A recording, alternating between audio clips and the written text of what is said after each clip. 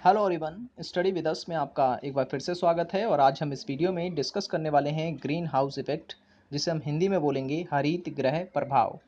ये टॉपिक जो है ये सुपर इम्पॉर्टेंट है आपके नेट एग्ज़ाम्स के लिए, ना सिर्फ नेट एग्ज़ाम्स के लिए बल्कि सभी एग्ज़ाम्स के लिए, जिस एग्ज़ाम्स में जो है इन्वायरमेंट से रिलेटेड क्वेश्चंस पूछे जाते हैं। तो वीडियो पसंद आए तो लाइक करें और चैनल को सब्सक्राइब नहीं किया तो ज़रूर कर लें, ताकि ऐसे ही अपडेट वीडियोज़ जो है आपको मिलते रहे। और अगर आप लोग तैयारी कर रहे हैं नेट के एग्ज़ाम्स की, तो आप हमारी पहले की सभी वीडियोस को देख सकते हैं। एनटीए नेट पेपर 1 के नाम से जो है हमारी प्लेलिस्ट है, जिसका लिंक आपको डिस्क्रिप्शन में मिल जाएगा, और ऊपर आई बटन जो है वहाँ पे क्लिक करके भी आप हमारी सभी वीडियोस को देख सकते हैं। तो चलिए शुरू करते हैं आज का वीडियो। तो ग्रीन हाउस इफेक्ट, ठीक है, क्या होता है ग्रीन हाउस इफेक्ट, पहले ये समझते हैं। देखिए, जो हमारी पृथ्वी है, पृथ्वी पर सूरज से जो किरणें आती हैं, जिसे हम लोग सौर विकिरण बोलते हैं, आप देख सकते हैं सौर विकिरण। सौर विकिरण क्या है? ये सूरज से आने वाली वो किरणें हैं जो कि पृथ्वी पर आती हैं, ठीक है। तो दिन के समय होता यह है कि जो हमारी पृथ्वी है वो इन जो सूरज की किरणें हैं इनको क्या है, अवशोषित कर लेती है, ठीक है, अवशोषित कर लेती है।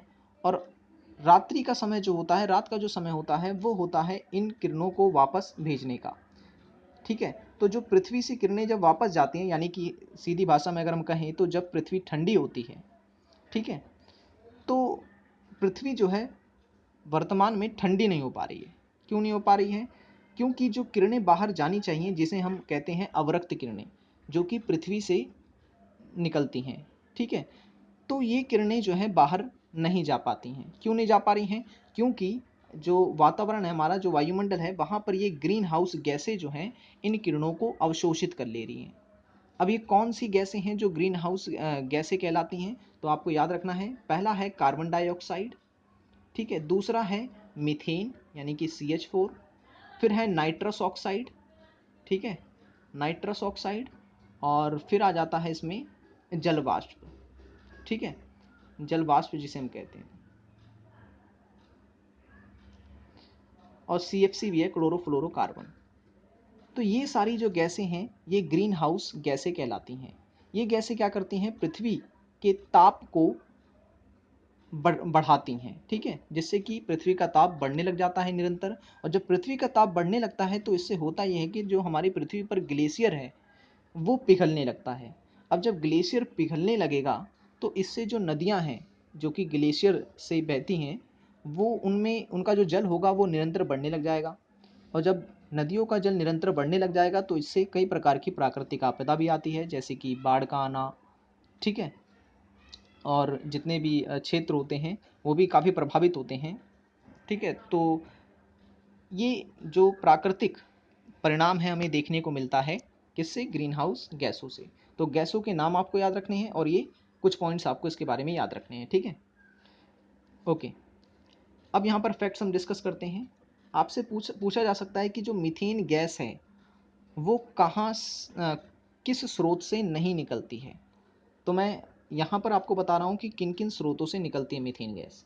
पहला है, धान के खेतों से निकलती है, कोयले के खनन खनन से निकलती है, पालतू जो पशु होते हैं जैसे कि गाय भैंस बकरी वगैरह, ये लोग जब जुगाली करते हैं तो वहाँ से निकलती है। आर्द्र भूमि जो होती है जैसे कि झील तालाब वगैरह, वहाँ से भी मीथेन गैस निकलती है। और जो दीमक जहाँ लगी होती है वहाँ से भी जो है मीथेन गैस निकलती है। तो हो सकता है आपको कोई ऐसा ऑप्शन दे दे जो कि इससे मैच ना खाता हो, तो वही आपका आंसर होगा, ठीक है। तो ये सभी स्रोत हैं जहाँ से मीथेन गैस निकलती है।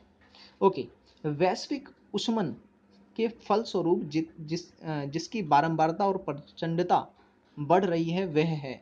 तो याद रखें, वैश्विक ऊष्मन से, यानी कि जब पृथ्वी का ताप बढ़ रहा है उससे चक्रवात और तूफान की प्रचंडता जो है वो निरंतर बढ़ रही है, ठीक है। नेक्स्ट है, पृथ्वी का दूरी पर अवस्था बदलना जलवायु परिवर्तन के लिए एक कारक है। ये सुझाया था किसने? तो याद रखना, ये नाम मिलूटीन मिलानकोविच ने, ठीक है। नेक्स्ट है, United nation framework convention on climate change, ठीक है, या शॉर्ट में हम जिसे कहें UNFCCC, एक अंतर्राष्ट्रीय संधि है जो कब लागू हुई थी? ये लागू हुई थी 21 मार्च 1994 में, ठीक है, 1994 में। ठीक है। नेक्स्ट है अत्यधिक भंगुर पारिस्थितिक तंत्र जो वैश्विक तापन द्वारा सबसे पहले प्रभावित होगा, तो वो है आर्कटिक एवं ग्रीनलैंड हिम चादर। ठीक है, जो है हमारे अर्थ पर या कहीं की पृथ्वी पर ताप जब निरंतर बढ़ता रहेगा तो सबसे ज़्यादा प्रभावित जो क्षेत्र होगा कौन सा है, तो आर्कटिक और ग्रीनलैंड हिमचादर। ठीक है। 2015 में जलवायु परिवर्तन सम्मेलन COP21 हुआ था। ये कहाँ हुआ था आपसे पूछा जा सकता है, तो याद रखना आपको ये हुआ था पेरिस में हुआ था। ठीक है। आपसे पूछ सकता है कि जिस देश को दुनिया का कार्बन नेगेटिव देश कहा जाता है वो कौन सा है।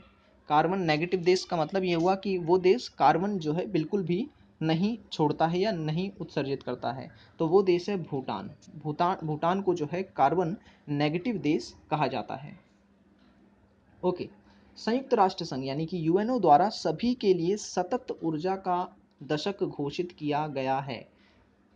सतत ऊर्जा का दशक कब से कब तक है, तो याद रखना 2014 से लेकर 2024 के दशक को जो है घोषित किया गया है सतत ऊर्जा का दशक। नेक्स्ट है पौधे के वे उत्पादक या उत्पाद जो कि हजारों वर्षों से पृथ्वी के नीचे दबे पड़े थे, या पौधे के वे जीवाश्म जिनका उपयोग हम ईंधन के रूप में करते हैं उन्हें क्या कहते हैं, उन्हें कहते हैं जीवाश्म। ठीक है, ये क्वेश्चन पूछा गया है। नेक्स्ट है जीवाश्म ईंधन वर्तमान में ऊर्जा के प्रमुख स्रोत हैं। एक बार इनका उपयोग करने के पश्चात इन्हें दोबारा प्राप्त नहीं किया जा सकता। जैसे कि इसमें कौन कौन से ईंधन आ जाएंगे या कौन कौन से संसाधन आएंगे हमारे, तो आ जाएगा कोयला, पेट्रोलियम, प्राकृतिक गैस। ठीक है, ये ऐसे जीवाश्म ईंधन हैं जिनका एक बार प्रयोग करने के बाद हम इन्हें दोबारा प्राप्त नहीं कर सकते हैं। ठीक है। नेक्स्ट है नाभिकीय ऊर्जा उत्पादन हेतु कच्चे माल के रूप में प्रयुक्त यूरेनियम प्रयुक्त किया जाता है। किसका, तो यूरेनियम का। ठीक है। नेक्स्ट है परमाणु के संयोजन अथवा विखंडन प्रक्रिया द्वारा उत्पन्न की जाती है। क्या उत्पन्न की जाती है, तो नाभिकीय ऊर्जा उत्पन्न की जाती है। नेक्स्ट है फोटोवोल्टोइड तकनीक के द्वारा सूर्य के प्रकाश को परिवर्तित किया जाता है। किसमें, तो सौर ऊर्जा में। नेक्स्ट है ऊर्जा का वह विशिष्ट रूप जिससे पर्यावरणीय प्रदूषण की समस्या नहीं होती है, तो वो है सौर ऊर्जा। ठीक है, सूरज से जो प्राप्त होती है। नेक्स्ट है सौर बैटरी या सौर सेल सूर्य या प्रकाश के किसी अन्य स्रोत से ऊर्जा प्राप्त करता है। ठीक है, तो किसके द्वारा, तो ये करता है फोटोवोल्टोइक प्रभाव के द्वारा। ठीक है। नेक्स्ट है जवाहरलाल नेहरू सौर मिशन भारत सरकार द्वारा शुरू किया गया था। कब शुरू किया गया था, तो याद रखना है आपको 10 जनवरी 2010 को। ठीक है। नेक्स्ट है कर्क रेखा मकर रेखा के बीच स्थित 121 संभावित सदस्य देशों का एक समूह है जो अपनी ऊर्जा आवश्यकताओं के लिए सूर्य द्वारा प्राप्त ऊर्जा का उपयोग करने हेतु वचनबद्ध है, तो ये कहलाता है अंतर्राष्ट्रीय सौर गठबंधन। इंग्लिश में कहेंगे इंटरनेशनल सोलर अलायंस। ठीक है। नेक्स्ट है पेरिस में संयुक्त राष्ट्र परिवर्तन सम्मेलन में ISA यानी कि इंटरनेशनल सोलर अलायंस का उद्घाटन प्रधानमंत्री नरेंद्र मोदी, फ्रांस के राष्ट्रपति फ्रांसवा ओलांद तथा UN के तत्कालीन महासचिव बान की मून की उपस्थिति में किया गया था। कब, तो याद रखना है आपको 30 नवंबर 2015 को। आपसे क्वेश्चन पूछा जाएगा 100% कि ISA यानी इंटरनेशनल सोलर अलायंस का मुख्यालय कहाँ पर है, तो याद रखना ये है हरियाणा के गुरुग्राम में। ठीक है, हरियाणा के गुरुग्राम में। ठीक है, तो ISA का प्रथम शिखर सम्मेलन कब हुआ था, तो याद रखना आपको 11 मार्च 2018 को संपन्न हुआ था। कहाँ पर, तो ये नई दिल्ली में हुआ था। नेक्स्ट है विश्व का प्रथम पूर्ण रूप से सौर ऊर्जा से संचालित अंतर्राष्ट्रीय हवाई पतन कौन सा है, तो ये है कोच्चि केरल में। ठीक है, कोच्चि केरल में। चलिए नेक्स्ट आ जाते हैं हम।